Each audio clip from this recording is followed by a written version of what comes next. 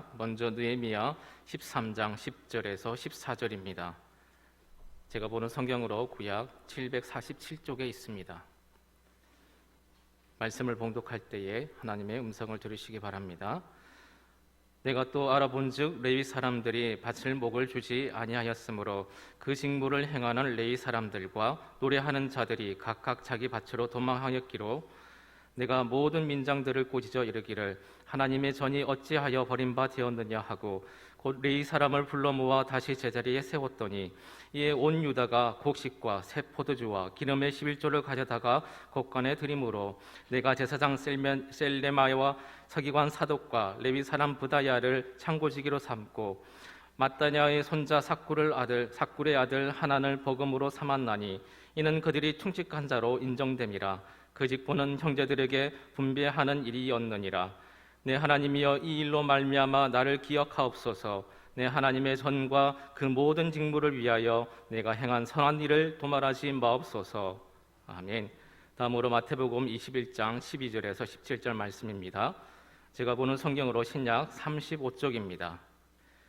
예수께서 성전에 들어가사 성전 안에서 매매하는 모든 사람들을 내쫓으시며 돈 바꾸는 사람들의 상과 비둘기 파는 사람들의 의자를 둘러 엎으시고 그들에게 이르시되 기록된 바 내 집은 기도하는 집이라 일컬음을 받으리라 하였거늘 너희는 강도의 소굴을 만드는도다 하시니라. 맹인과 전원자들이 성전에서 예수께 나오매 고쳐주시니 대제사장들과 서기관들이 예수께서 하시는 이상한 일과 또 성전에서 소리질러 호산나 다윗의 자손이야 하는 어린이들을 보고 노하여 예수께 말하되 그들이 하는 말을 듣느냐. 예수께서 이르시되 그렇다. 어린아이와 젖먹이들의 입에서 나오는 찬미를 온전하게 하셨나이다 함을 너희가 읽어본 일이 없느냐 하시고 그들을 떠나 성 밖으로 베다니에 가서 거기서 유하시니라. 아멘. 네, 감사합니다. 예수님은 우리의 믿음을 치유하신다라고 하는 게 이제 첫 번째 제가 여름 기간에 전했던 주제였고요. 그리고 예수님은 우리의 언어를 치유하신다.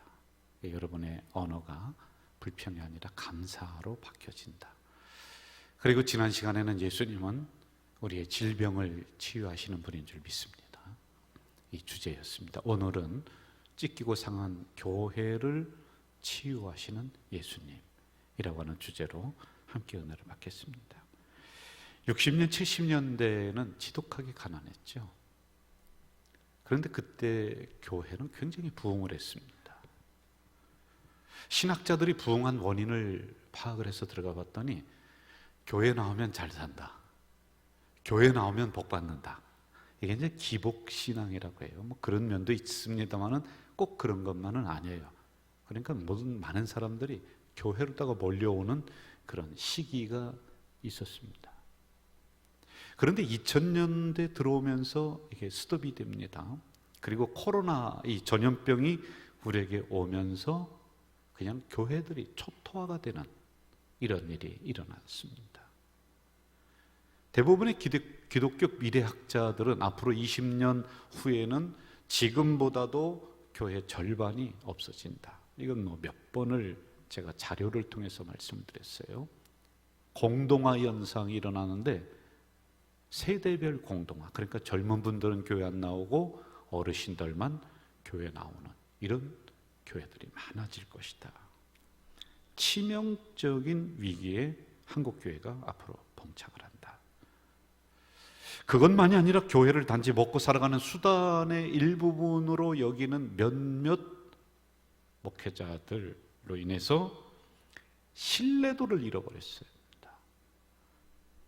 그래도 과거에는 교회를 얼마나 신뢰하느냐 그러면은 30%, 뭐 40% 이 정도였는데 안 믿는 사람에게 이 코로나를 지나면서 최근에 물어봤어요. 그랬더니 0.8%.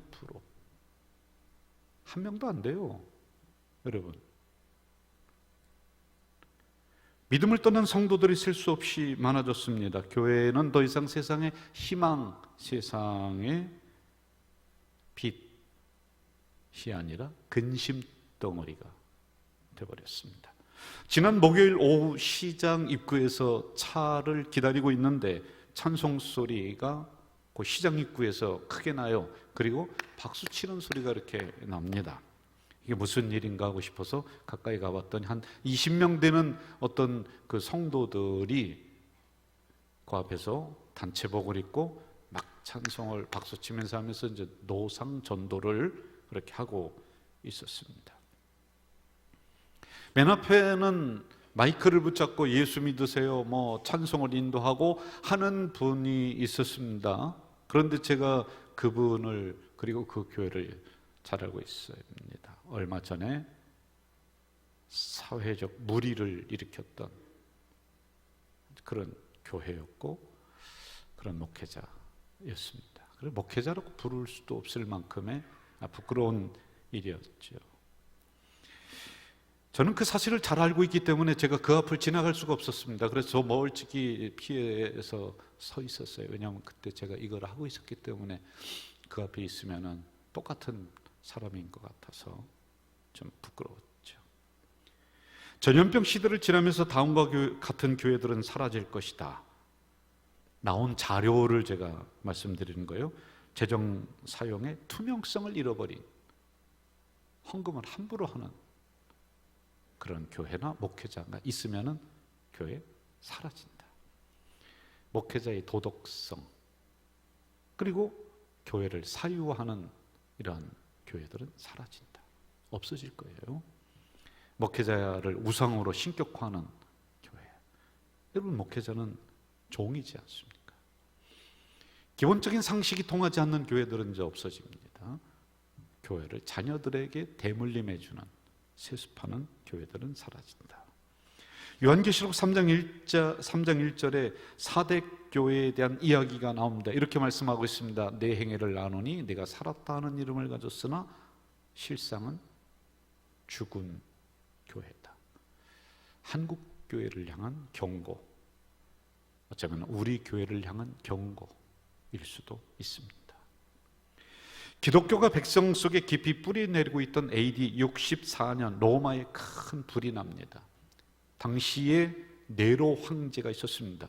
자기의 왕권이 위험하게 되자 이 불을 낸 원인을 기독교인들에게 돌립니다. 많은 기독교인들이 죽었습니다. 10명의 황제를 거쳐가면서 250년 동안 기독교인을 씨를 말렸습니다. 그리스도인들을 씨를 말렸습니다. 피해서 숨어 들어간 곳이 지하 동굴, 그 유명한 카타콤, 그 속에 파고 들어가서 거기서 지하 도시를 이루어서 신앙생활을 했더랬습니다.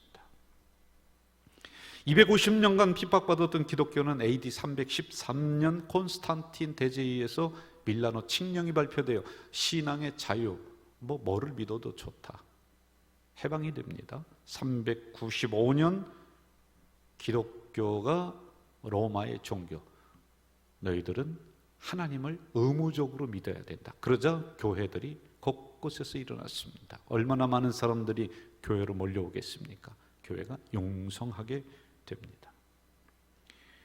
외형적으로는 엄청난 발전을 합니다마는 속으로 들어가면서는 자꾸만 썩어들기를 시작을 합니다. 고난이 있을 때는 열심히 했습니다. 그러나 교회가 융성하면 융성할수록 영적인 타락이 일어나기를 시작합니다. 이 융성한 기간이 무려 1000년. 역사학자들은 이때를 이상하게 암흑시대라고 얘기해요. 이상하지 않습니까? 교회들이 막 부흥하고 수많은 사람들이 교회로 몰려오는데 왜 암흑시대라고 했을까요? 다음과 같은 일이 일어납니다. 목사 되는 게 먹고 사는데 좋으니까, 왜? 교회가 잘 되니까, 성도들이 막 몰려드니까 목사가 되기 위해서, 성직자가 되기 위해서 돈으로 성직을 사는 성직 매매가 일어납니다. 돈이 교회에 몰려듭니다. 재산이 축적이 돼버립니다. 이 재산을 모으느라고 백성들의 눈물을 닦아주지 못하는 교회들로 변질이 돼버립니다. 이렇게 되니까 극심하게 타락한 교회를 다시 일으켜 세워야 된다라고 외치는 선지자들이 듬성듬성 일어나기를 시작합니다. 옥스퍼드 대학 신학교수였던 위클리프, 프라 대학의 신학교수였던 후스, 도미니크 수도의 원장인 사보나롤라. 교회가 변화돼야 된다. 백성들의 눈물을 닦아줘야 된다. 그러자 기득권을 가지고 있었던 이 교회 일부 지도자들이 이들을 죽입니다. 사형시킵니다. 점점 깊은 수렁 속으로 빠져 들어갔죠. 법학 공부를 하러 도시에 나가 있던 독일 광산촌 출신의 한 청년이 방학을 맞이해서 여름방학 때 이제 친구와 함께 고향으로 돌아가는 중이었습니다. 갑자기 비가 내립니다. 큰 나무 밑에 비를 피하고 있는데 벼락이 이 나무를 때려버립니다. 깜짝 놀라서 엎드렸습니다. 눈을 떠보니 옆에서 친구가 새카맣게 타 죽었습니다. 두려움을 느끼고 그는 그 자리에서 엎드려서 이렇게 기도합니다. 하나님, 한 번만 살려주세요. 그래야만 제가 성직자가 되겠습니다. 그 길로 법학 공부를 그만두고 성직자의 길을 걷습니다. 당시 교황 레오 10세는 베드로 성당을 건축하기 위해서, 건축하려면 돈이 필요하죠. 돈이 없습니다. 자기들이 가지고 있는 돈은 내놓지 않습니다. 그러니 또 일반 백성들에게 돈을 걷는데 그냥은 안 주잖아요. 그래서 이렇게 작전을 핍니다. 당신들의 어머니가 지옥에 갔느냐, 아버지가 지옥에 갔냐 그러면은 지금 헌금을 땡그랑 하고 내려놓는 즉시, 이 헌금 소리가 나는 즉시 당신의 어머니가 천국 갈 것이다 라고 하는 면죄부를 판매합니다. 헌금을 많이 하면 많이 할수록 할아버지도 할머니도 지옥에서 천국으로 간다. 이런 현실에 젊은 성직자는 분노합니다. 1517년 10월 31일 비텐베르크 성당 입구에 대자보를 하나 써붙입니다. 거기에 95개의 항의문을 내걸고 교황에게 답변할 것을 요구합니다. 죄는 회개를 통해 용서받고 오직 의인은 믿음으로 말미암아 구원받는데 어떻게 이렇게 거짓말을 시킬 수 있느냐? 라고 하는 항의문을 내겁니다. 이에 교황은 그를 면직시킵니다. 그때부터 그는 개혁의 선두에 서게 됩니다. 34세의 젊은 성직자로부터 시작된 개혁의 물결은 전 유럽을 휩쓸기를 시작을 합니다. 아까 사진에서 보셨듯이 마틴 루터입니다.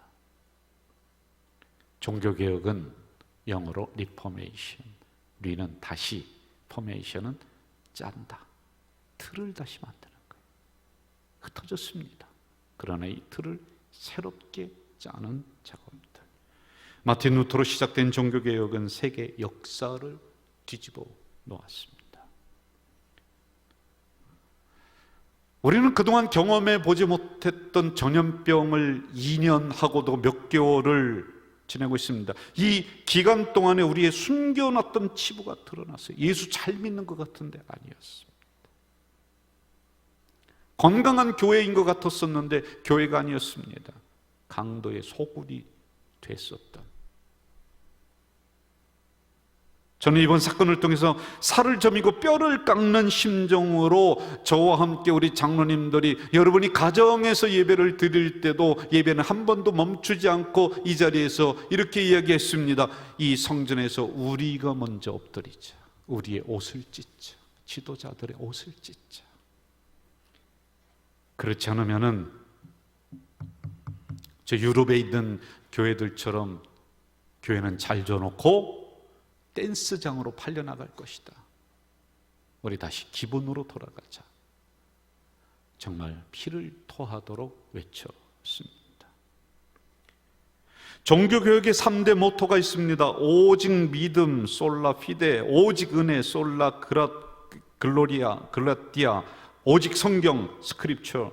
여기에 두 가지를 덧붙이기도 합니다. 오직 그리스도, 오직 하나님께 영광이라고 하는 5가지의 주제를 가지고 외치기를 시작합니다. 수많은 이들이 이거 외치다가 화형당해서 죽었어요. 셀 수가 없습니다. 그럴 때마다 그들은 불길 속으로 뛰어들면서도 오직 하나님께 영광을, 돈이 많이 있는 그 교회 지도자들이 이렇게 소리 지르는 사람을 삽니다. 와서 야 내가 돈 많이 줄 테니까 입 닫고 있어, 그런 소리 하지 마 라고 그들을 유혹할 때도 그들은 오직 성경으로, 오직 믿음으로 이거 외치다가 죽었습니다. 그래서 여러분, 오직이란 말은 그냥 나온 말이 아니에요.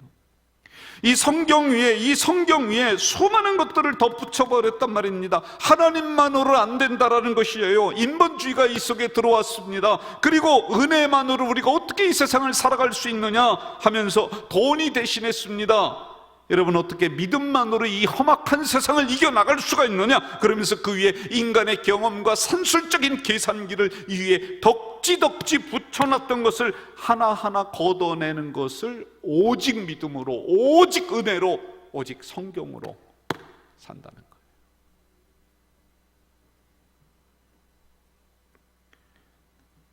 그래서 종교개혁을 이루어서 나온 게 우리 기독교 개신교입니다.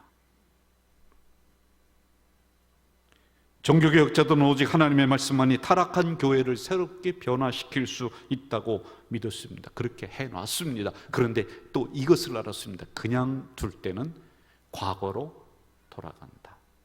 그래서 그들은 유명한 말을 남겼죠. 한번 개혁된 교회는 하나님의 말씀에 따라 계속 변화하고 개혁해 나가야지만이 된다. 초심을 잃어버리면 교회도 타락합니다. 초심을 잃어버리면 목사도 타락합니다. 그럴 때 여러분, 무엇으로 그 타락한 심령을, 타락한 교회를 다시 일으킬 수 있느냐? 날선 검과 같은 하나님의 말씀으로 돌아가야 된다. 멈추지 말고 계속 우리 성도들을 말씀으로, 예배로, 기도로 돌아가게 해야 된다라고 하는 이 슬로건을 외쳤던 겁니다. 그러기 위해서 우리는 무엇을 먼저 해야 될까요? 오늘 본문을 통해 3가지로 말씀을 요약하도록 하겠습니다. 첫째, 개인적인 욕심을 버려야 합니다. 느헤미야가 나옵니다. 느헤미야는 페르시아에 살던 유대인이었습니다. 구약 본문에 보면요, 포로로 잡혀갔습니다. 그런데 그가 출세를 해서 그 나라 왕의 술 맡은 관원, 오늘날로 얘기하면 비서실장, 대통령의 비서실장쯤 됩니다. 고향 땅에서 포로로 잡혀오는 사람들이 계속 옵니다. 오면서 소식을 전해줍니다. 소식을 들어보니까 고향 땅에 있는 예루살렘 성전이, 아름다운 성전이 무너졌다, 예배가 멈췄다, 제사장들이 뿔뿔이 흩어졌다. 가슴이 아파서 견딜 수가 없습니다. 본인은 비서실장까지 올라서 잘 먹고 잘 살지만 고향 땅에 있는 성전이 예배가 멈췄다는 그 소식을 듣고 그는 왕에게 간청을 합니다. 왕이여, 제가 고향 땅에 돌아가서 다시 이 부분을 세워놓고 오겠습니다. 왕의 허락을 받아 성벽을 재건합니다. 성전을 다시 일으킵니다. 온갖 방해가 일어났습니다. 그러나 그것을 뚫고 아름답게 성전을 다시 원상복귀시켜 놓습니다. 그것만이 아닙니다. 무너졌던 예배를 다시 일으켜 세웠고, 무너졌던 말씀을 다시 일으켜 세웠고, 성도들 다시 안식일에 성전에 불러 모으기를 시작을 합니다. 무너졌던 그들의 신앙을 다시 세웠습니다. 그 기간이 12년이었습니다. 12년 동안 진액을 짜면서 이렇게 했습니다. 그리고 이것을 보고하기 위해서 고향 땅에서 다시 페르시아 있는 왕에게 갑니다. 갔다가 오는 기간이 1년, 갔다가 다시 와보니까 세상에 말짱 도루묵이에요. 다시 과거로 돌아갔어요. 그것을 기록한 것이 느헤미야 13장에 있는 내용입니다. 12년 동안 무너진 나라의 기강을 다시 잡았고 무너진 행정과 법도를 다시 세웠습니다. 그리고 무너진 성전을 건축했습니다. 그리고 그들의 예배를 믿음을 재건하기 시작했습니다. 12년 동안 그렇게 했는데 1년간 갔다 온 사이에 말정도로 다 무너져 버렸습니다. 더 어처구니 없는 일은 도비아라고 하는 사람이 가장 방해를 했던 사람인데 갔다 오고 나봤더니 그 아름다운 성전의 가장 중요한 핵심의 방을 지가 차지하고 자기 살림살이를 거기 들여놓고 정치를 하고 있는 거예요. 너무 화가 났습니다. 그러자 느헤미야는 도비아를 쫓아내고 그 방의 성전 기구들을 원래대로 돌이켜 놓고 있습니다. 개혁은 어렵습니다. 변화는 어렵습니다. 역대 모든 대통령들이 취임을 하면서 가장 먼저 내건 것이 뭔지 아십니까? 이 나라 깨끗하게 하겠습니다. 이 나라 변화시키겠습니다. 부패했던 것들 다 몰아내고 다시 개혁시키겠습니다. 그런데 그렇게 했었던 대통령이 과연 누가 있습니까? 자기 이익에 따라서 행동했습니다. 본인은 깨끗했지만 그 친인척들은 대통령이 우리의 누구다 그러면서 자기의 이익들을 차지해서 다 걸려서 다 들어갔습니다. 여러분, 진정한 개혁은 자기의 살을 스스로 깎아내리는 것부터 시작이 됩니다. 그런데 우리는 욕심이 덕지덕지 묻어 있습니다. 욕망이 덕지덕지 묻어 있습니다. 가장 앞장서서 교회를 강도의 소굴로 만들었던 사람이 누굽니까? 그 범인이 누굽니까? 범인 찾으세요. 아사교생, 내가 죽으면 교회가 살고, 아생교사, 내가 살면 교회가 죽는다. 목사가 죽으면 교회가 살고, 목사가 살면 교회가 죽어요. 목사가 죽어야 돼요. 범인이 누굽니까? 도대체요. 여러분, 몇 번을 우리 성도들에게 말씀을 드렸던 저 개인적인 일입니다. 제 개인적인 사욕, 욕심은 이곳에서 오래도록 있으면서 교회에서 주시는 사례금 또박또박 받아먹고 그러면 저는 노년도 편하게 그렇게 잘 지나고 그렇게 할 겁니다. 그런데 저부터 내려놓자. 그래서 5년을 임기를 단축을 해서 65세에 은퇴한다. 뭐 들으셨어도 한 번 더 들어주세요. 그 왜 그러겠습니까? 제가요. 한 나라 대통령도 5년이 지나면 다시 뽑습니다. 국회의원도 4년이 지나면 다시 투표를 합니다. 목사인 저를 평생 동안 함께하자. 감사하죠. 그런데 이런 부분도 내려놓자. 위험한 결정을 했습니다. 7년째 되는 해에 다시 여러분들에게 신임을 묻자. 그게 언제냐? 내년이에요. 내년 4월에 우리 목사님이 더 있어도 되느냐 안 되느냐 투표를 해서 통과가 되면은 더 있고 안 되면 저는 보따리를 싸야 됩니다. 잘 부탁드립니다. 여러분, 이런 위험한 짓을 제가 왜 했는지 모르겠어요. 도대체요.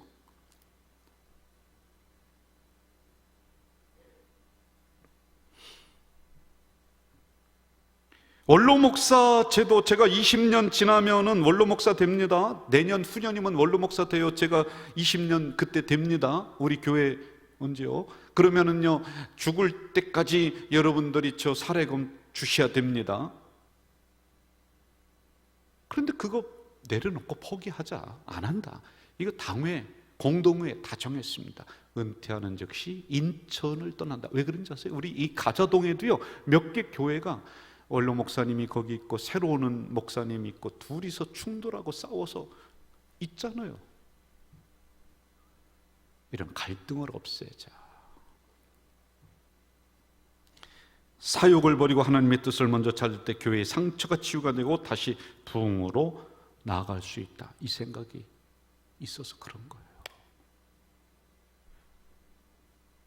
여러분, 우리 성도님들도 사사로운 육신은 있으면 버려야 됩니다. 하나님과 교회를 말씀을 이익의 재료로 삼으면 안 됩니다. 하나님 믿으면서 내가 조금 어렵고 조금 힘들다고 조금 힘에 부친다고 해서 하나님을 버리면 안 돼요. 믿음을 떠나면 안 되는 것이에요. 우리들 안에서 다시 청빈 운동이 일어나고 다시 거룩의 운동이 일어나고 다시 말씀으로 돌아가는 운동이 일어나야지만이 되는 거예요. 저는 목회 현장에서, 여러분은 삶의 현장에서 거룩한 십자가의 용사가 되어서 살아가야 되는 거예요. 그래야지 상처나고 찢긴 교회가 다시 희망이 있고 회복이 되는 거예요. 두 번째, 다시 기본으로 돌아가고 다시 기본부터 지켜야 한다.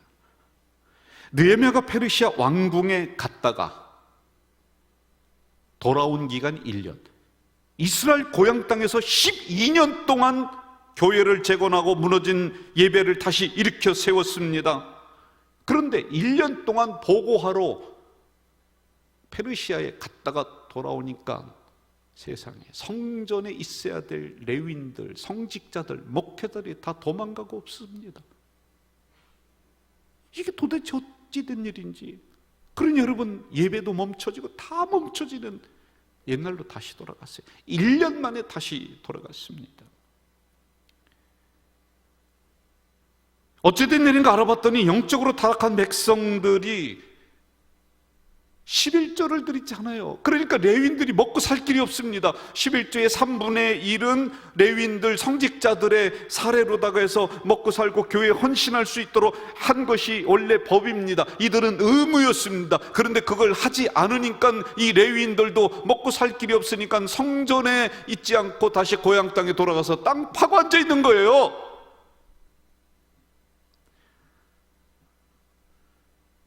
이렇게 된 데는 두 부류의 잘못이 있습니다. 유대 백성들의 잘못이 있고 제사장들의 잘못.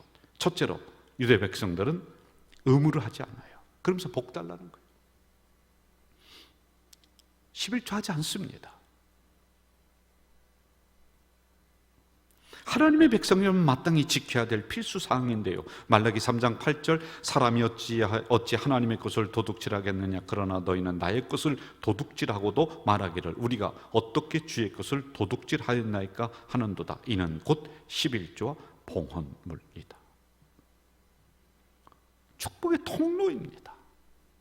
그런데 안 해요. 두 번째, 성직자들입니다. 성직자들 잘못이 있습니다.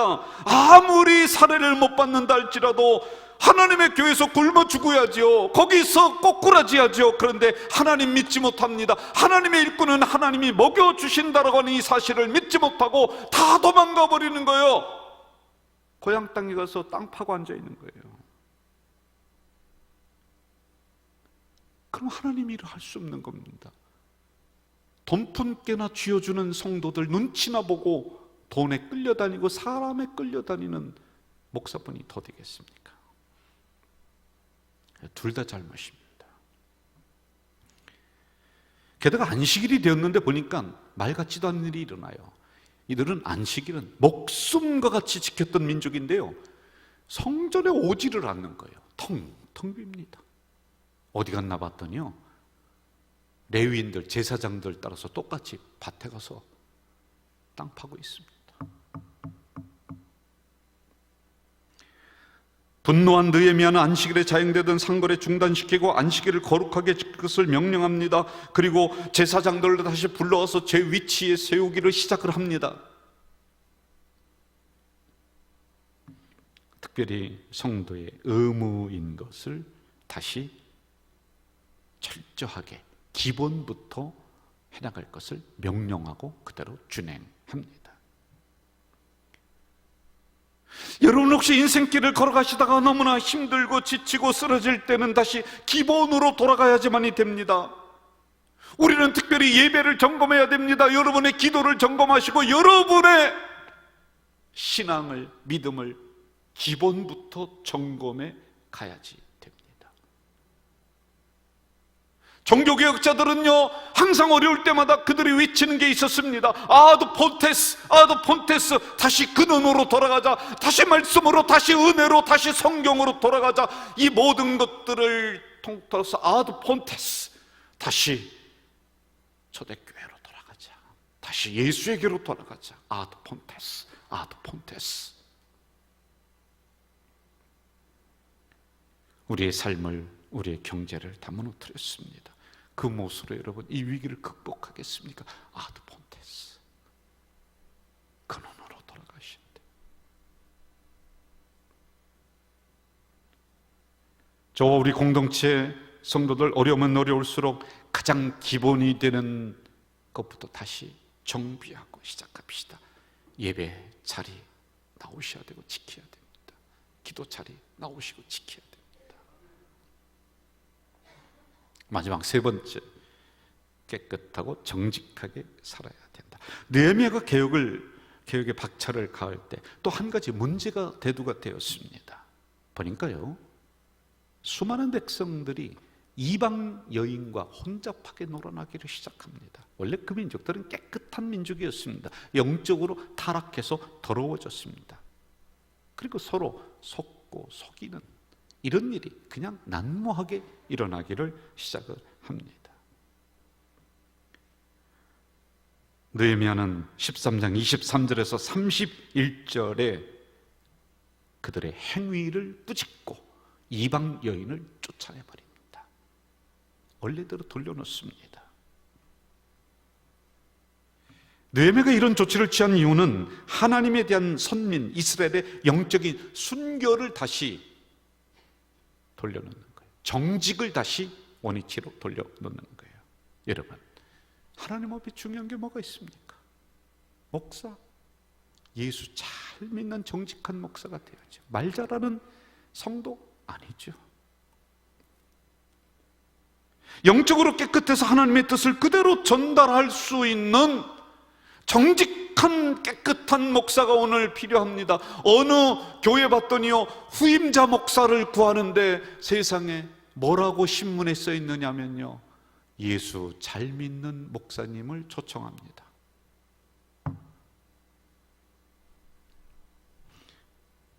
기도 청산유수처럼 잘하는 성도가 아니라 정직하게 예수님 믿는 성도가 필요합니다.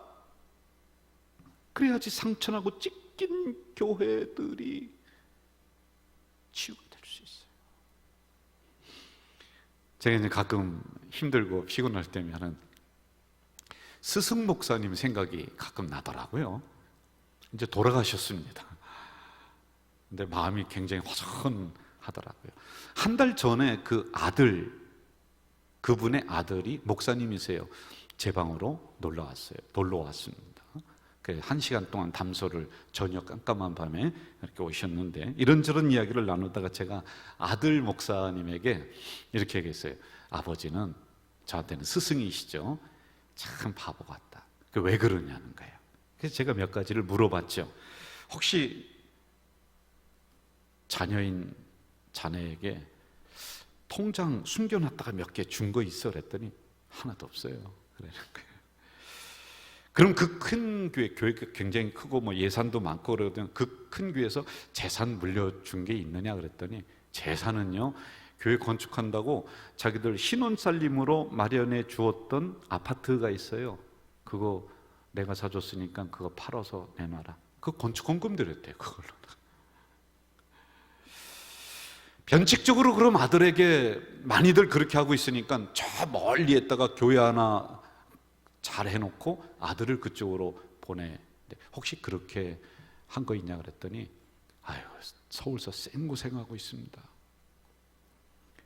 그러면 교회에서 목회 잘하라고 선교 헌금 한 달에 100만 원 아무것도 아니거든요. 그 큰 교회에서 뭐 그 정도 아들에게 줄 수 있지요.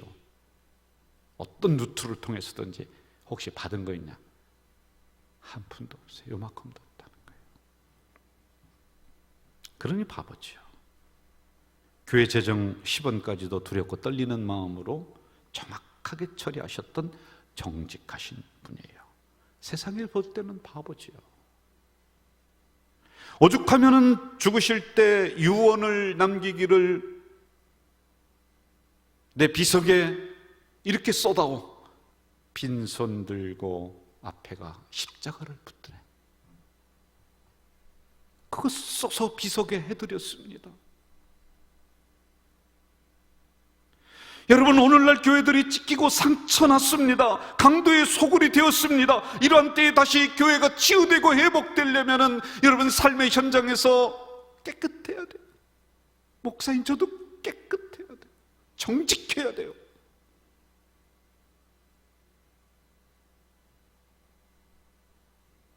우리가 슬로건을 외치면서 한국교회, 아니요, 그거는 하지도 맙시다.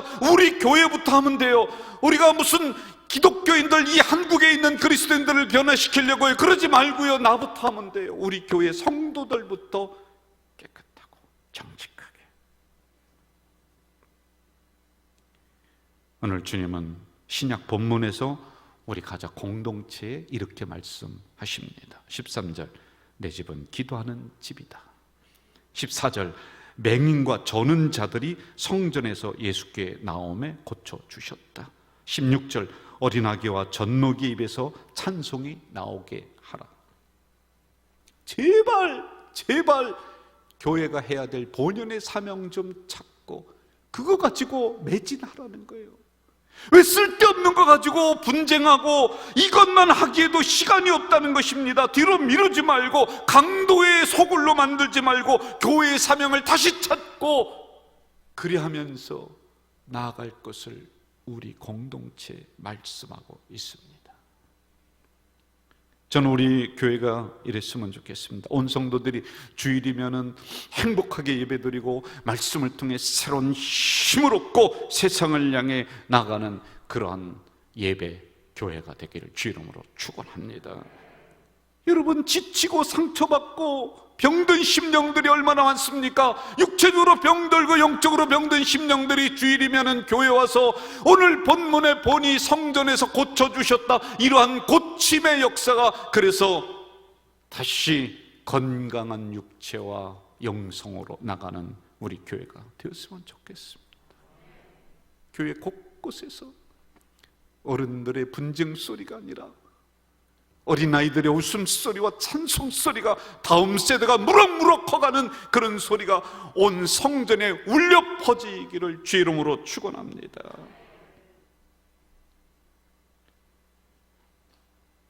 교회를 역사적으로 보면 위기가 아닌 적이 없습니다. 어렵지 않은 날이 한 번도 없었습니다. 전도하기 좋은 날이 어디 있었습니까? 한 번도 없었습니다. 늘 교회는 한계적인 상황에서 지붕을 뚫고 일어나는 사람들에 의해서 변화되었습니다.